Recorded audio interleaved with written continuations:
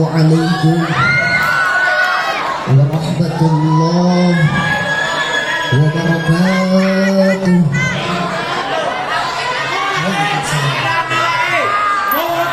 Alhamdulillahilladzi an'ama 'alaina bi ni'matil iman wal islam. Wassalatu wassalamu ala khairil anam wa ala alihi wa ashabihi dzawil jiddi wal kiram. Amma ba'd. Faqad qala Allah ta'ala fil Qur'anil Karim wa huwa asdaqul qailin. A'udzu billahi minasy syaithanir rajim. Bismillahirrahmanirrahim. Kulnahbitu minha jami'a fa imma ya'tiyannakum minni hudan faman tabi'a hudaya fala khaufun 'alaihim wa la hum yahzanun. Wa qala an-nabiy sallallahu alaihi wasallam ya'ti 'ala an-nasi zamanus sabir fihi 'ala dini al-qabd al-jabr. Sadaqallahul 'azim wa sadaqa rasuluhu an-nabiyyul habibul karim. ونحن على ذلك من الشاهدين والشاكرين والحمد لله رب العالمين.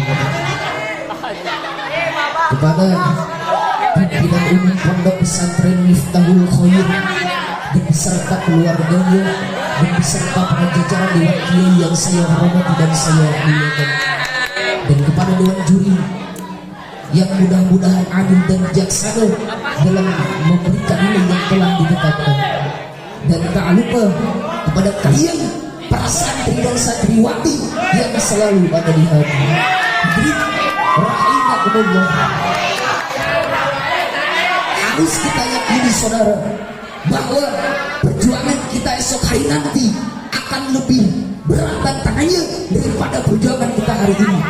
Jika saat ini ketika para ulama, para habaib, para kiai, para santri, para ustaz lantang menyuarakan suara-suara kebenaran, yang hak itu hak dan yang batil itu batil, difitnah radikal, difitnah teroris, difitnah intoleran dan lain sebagainya, sehingga banyak dari kalangan mereka yang pesantren-pesantrennya dibubarkan, yang dimasukkan ke dalam jeruji penjara, yang diusir ataupun bahkan sampai ada yang dibunuh, saudara-saudara.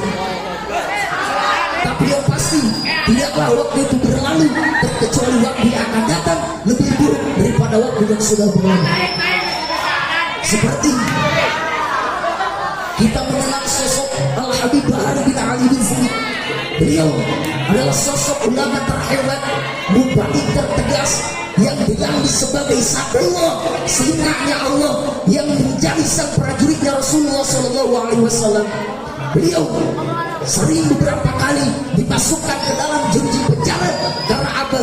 Karena beliau hanya menyampaikan suara-suara kebenaran. Beliau hanya menyampaikan yang hak itu hak dan yang batil itu batil. Sehingga beliau pun pernah berkata, demi Allah, selama kedua mata saya masih terbuka untuk melihat kezaliman, untuk melihat kemungkaran, untuk melihat ketidakadilan, untuk melihat kesengsaraan rakyat, maka saya kata Habib Bahar, saya Bahar bin Zaid tidak akan pernah mundur untuk menyampaikan kebenaran-kebenaran, saudara-saudara. Takbir, takbir, takbir, sallallahu alaihi nabi. Lantas harus bagaimana sikap kita sebagai muslim sejati yang hidup di zaman milenial yang penuh bid'ah ini? Maka dari itu, berdirinya saya di sini akan menyampaikan salah satu pidato yang bertemakan sikap muslim milenial dalam tantangan akhir zaman. Jadi, rahimakumullah, diakui ataupun tidak bahwa keadaan saat ini mengharuskan kita mengatakan adanya gerakan stigmatisasi Islam, yaitu gerakan menghancurkan simbol-simbol Islam. Kita bisa melihatnya bersama, kita bisa memperhatikannya bersama, ataupun mungkin di antara kita ada yang langsung bisa merasakan betapa jahatnya gerakan tersebut. Kita perhatikan saudara, betapa kentalnya suara-suara yang mengatakan cadar adalah ciri teroris, celana cingkrang adalah ciri radikalis. Bahkan mereka berani mengatakan bahwa orang-orang yang mempunyai komitmen terhadap Al-Quran dan Al-Hadis adalah kelompok-kelompok ekstremis. Dan harus kita akui bahwa gerakan tersebut sangatlah sulit untuk kita berpisah.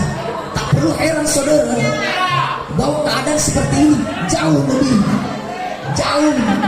abad yang lalu Nabi telah mengatakan sebagaimana yang diriwayatkan oleh Imam At-Tirmidzi, ya'ti 'alan nasi zaman sabiru fihim 'ala dinihi kal qabid 'ala jamr.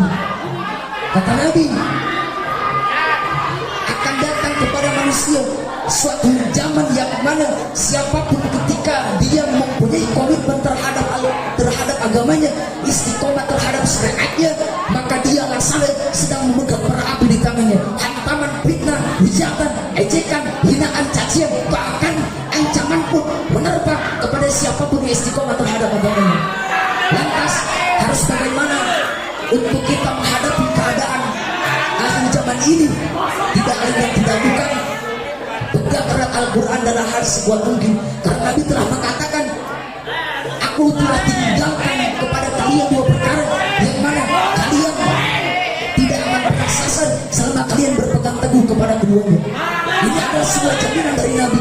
Nabi menjamin bahwa siapapun yang istiqomah menjadikan Al-Quran dan Al-Hadis sebagai rambu-rambu di dalam kehidupannya, sebesar apapun ujiannya, sedahsyat apapun fitnahnya, dan sekeras apapun ancamannya, kalian akan tetap berada di jalur kebenaran, saudara. Akan tetapi sekecil apapun ujiannya, seringan apapun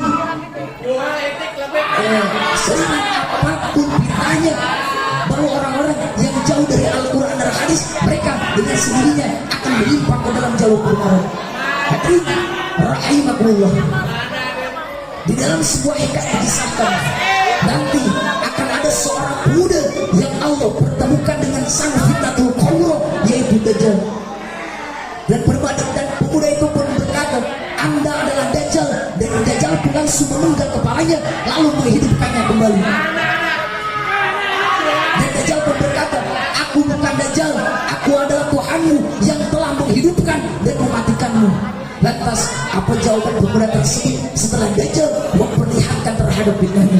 Pemuda itu pun berkata, demi Allah, Anda adalah Dajjal yang pernah dikatakan sebagai pembawa fitnah akhir zaman, sebagai pimpinannya para iblis. Maka akhir hayatnya pemuda itu pun Allah masukkan ke dalam rahmatnya asbab dari keteguhannya kepada Al-Quran dan Al-Hadis. Allah Subhanahu wa ta'ala telah berfirman dalam Al-Quran surah Al-Baqarah ayat 38. A'udzu billahi minasyaitonir rajim. Bismillahirrahmanirrahim. Qul nahbitu minha jami'a fa imma ya'tiyannakum minni hudan faman tabi'a hudaya fala khaufun 'alaihim wa la hum yahzanun.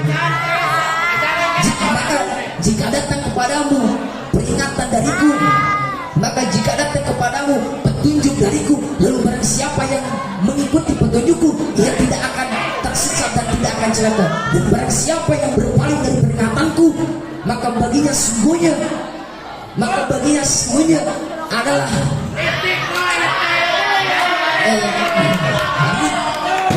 Allah. Jadi tidak ada lagi solusi untuk kita agar kita tidak terbujuk rayu fitnah akhir zaman, terkecuali pegang erat Al-Quran dan Hadis kuat-kuat betul.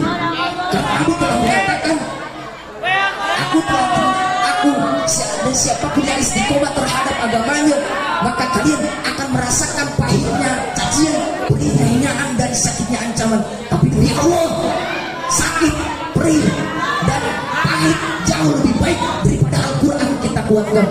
Oleh karena itu, mari kita pahami, mari kita pedalami Al-Quran dan Hadis. Kita kaji, kita cermati, kita hakam, kita pahami, kita amalkan. Dan insya Allah dengan demikian kita akan merasakan kemudahan dalam menghadapi tantangan akhir zaman. Dari awal sampai akhir dapat saya simpulkan bahwa kita sebagai umat Islam harus berpegang teguh kepada Al-Quran dan Al-Hadis, karena Al-Quran dan Al-Hadis adalah sebuah cahaya keselamatan agar kita selamat di dunia dan selamat di akhirat. Sekian yang dapat saya sampaikan. Mohon maaf atas segala kekurangan dan kekhilafannya. Khutbah sofa dan kalian untuk mengira wa'atan turmankola. Assalamualaikum warahmatullahi wabarakatuh. Waalaikumsalam warahmatullahi wabarakatuh. Begitu luar biasa, begitu menggema, begitu